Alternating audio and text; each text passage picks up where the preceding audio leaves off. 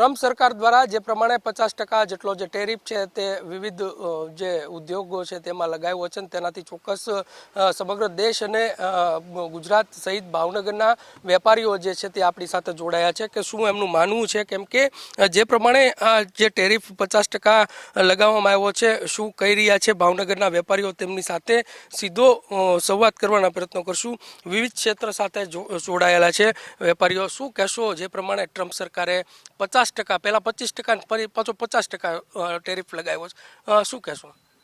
અત્યારે ગ્લોબલ આખું જે અર્થતંત્ર છે એ આ વારંવાર ફેરફાર કરવાથી ટ્રમ્પના જે નિવેદનો છે એનાથી એક તો અવ્યવસ્થા ઊભી થઈ છે। લોકો નિર્ણય નથી લઈ શકતા, વેપારીઓ કે અમારે શું કરવું, એના લીધે બધા જ વેપારોને અસર થાય છે।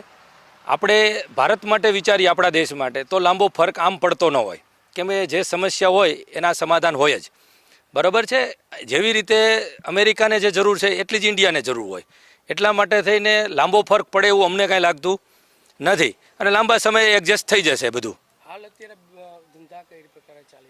અત્યારે સામાન્ય જે રિટેલ વેપાર હોય એમાં લાંબો ફરક પડતો ન હોય, પણ જે ઇન્ટરનેશનલ વેપારીઓ હોય એને થોડી વેપાર કરવો ન કરવો, શું નિર્ણયો લેવા એમાં તકલીફો પડતી હોય કે વેપાર કરવો તો કયા ભાવથી કરવો, કેમ કે નિર્ણયો છે એ વારંવાર ફરતા રહેવાથી થોડી અવ્યવસ્થા ઊભી થાય છે। ચોક્કસથી આ જે 50% જે ટેરિફ લગાવવાના કારણે અવ્યવસ્થા ઊભી થઈ હોય એનું કહી રહ્યા છે, શું કહેશો તમે? કયા બિઝનેસ સાથે સંકળાયેલા છો અને આ ટેરિફ 50% લાગવાથી કેવી અસર, શું કહેવું? હું ઇલેક્ટ્રોનિક્સ બિઝનેસ સાથે સંકળાયેલો છું અને ટ્રમ્પ સરકારના 50% ટેરિફ લાગવાથી લગભગ માર્કેટમાં એવા વર્ગને નુકસાની થઈ શકે છે કે જે એટલો સદ્ધર નથી, મિડલમેન છે, મિડલ વર્ગ છે, એ લોકોને આ ટેરિફના વધારાથી ઘણી નુકસાની વેઠવી પડતી રહેશે એવું લાગી રહ્યું છે। પણ જલ્દથી જલ્દ આ વસ્તુનો નિર્ણય આવી જાય અને એકદમ સરસ પહેલાંની જેમ વ્યવસ્થિત થઈ જાય તો લગભગ માર્કેટ ઘણું અર્થતંત્ર આપણું સુધરી શકે એવું છે, આવી આશા છે અમારી। અત્યારે ઇલેક્ટ્રોનિક્સનો બિઝનેસ જે છે એ જૂની ટેરિફ નીતિ પ્રમાણે એકદમ સ્મૂથ અને રિલાયબલ થઈ ગયેલો હતો। મંદીનો માહોલ હોવા છતાં પણ પ્રાઇઝમાં કોઈ જગ્યાએ એવા ફેરફાર મોટા જોવા નહોતા મળતા, પણ હવે પછીની જે ટેરિફની નિયમો લાગુ થયા પછીનો જે ભાવમાં ફેરફાર આવી શકે છે એ ઇલેક્ટ્રોનિક્સ માર્કેટમાં ઘણો વધારો લાવી શકે છે, જે નાના વર્ગને, મધ્યમ વર્ગને નુકસાની પહોંચાડી શકે છે। ચોક્કસથી ઇલેક્ટ્રોનિક્સ બિઝનેસ સાથે સંકળાયેલા વેપારીઓ જે છે તે પણ કહી રહ્યા છે કે ક્યાંક ને ક્યાંક એની અસર જોવા મળશે। તમે શું કહેશો? કયા બિઝનેસ સાથે સંકળાયેલા છો અને ટેરિફ 50% વધવાના કારણે કેવી અસર જોવા મળશે? હું સ્ટીલ બિઝનેસ સાથે સંકળાયેલો છું।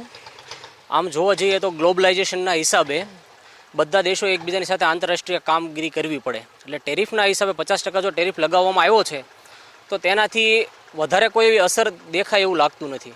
એનું કારણ એવું છે કે આપણા છે ભારતની ટોટલ જીડીપી છે એના 2%નો હિસ્સો જાય છે અમેરિકા સાથે કામ કરવામાં, અને 20% ટોટલ એક્સપોર્ટના 20% જ અમેરિકા સાથે એક્સપોર્ટ કરે છે। તો લાંબા ગાળે કોઈ એવો ફરક દેખાય એવી શક્યતાઓ લાગતી નથી।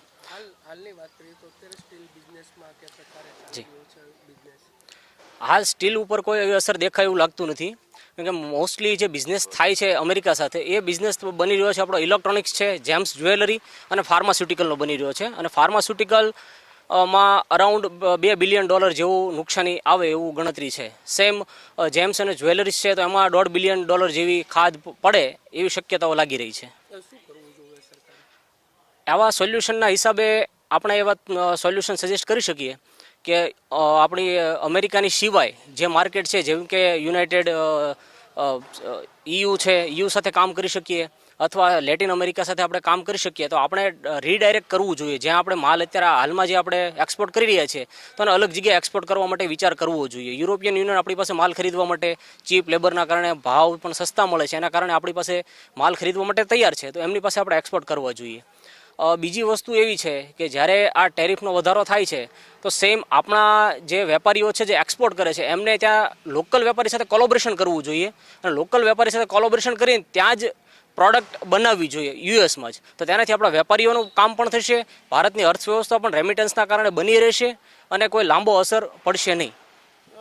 ચોક્કસથી કહી શકાય કે આ વેપારીઓ છે તેઓનું માનવું છે કે જે પ્રમાણે હાલ જે પ્રમાણે આ જે ટેરિફ લગાવ્યો છે તેનાથી ચોક્કસ મોટી અસર જોવા મળશે.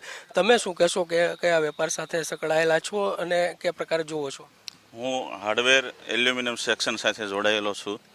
ઓલરેડી અત્યારે ધંધો મંદીમાં જ ચાલી રહ્યો છે. એમાં ઉપર જતાં 50% ટેરિફની જે વાત આવી છે, હવે આમાં કોઈ યોગ્ય નિર્ણય તાત્કાલિક આવે તો વધારે માર્કેટ આગળ હાલતું દેખાય.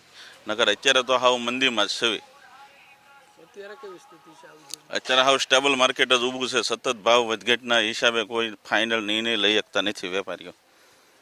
ચોક્કસથી કહી શકાય કે તમામ પ્રકારના જે વેપારીઓ છે તે જણાવી રહ્યા છે કે જે પ્રમાણે 50% ટેરિફ આવવાના કારણે આની સીધી અસર જે છે તે ભાવનગરના જે વિવિધ બિઝનેસો સાથે સંકળાયેલા જે વેપારીઓ છે તેને અસર પડશે. તેની સાથે સાથે કહી શકાય કે સામાન્ય અને મધ્યમ વર્ગના જે લોકો છે તેના ઉપર પણ આની અસર જોવા મળશે. કેમેરા પર્સન વિજય જાદવની સાથે કુણાલ બારડ, ગુજરાત ફર્સ્ટ, ભાવનગર.